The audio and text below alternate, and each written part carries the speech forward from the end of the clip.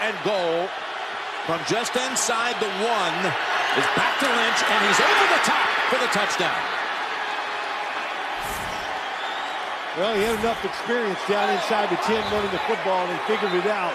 Instead of trying to slam in there, good job of stalemating by the offensive line on the left side, Justin Britt. And he went over the top. Just the second touchdown of the season for Lynch, and as we told you, has had at least 11 each of the last 4 years, but he skies for that one. And that's an impressive opening drive by Seattle that lasted over 6.5 minutes.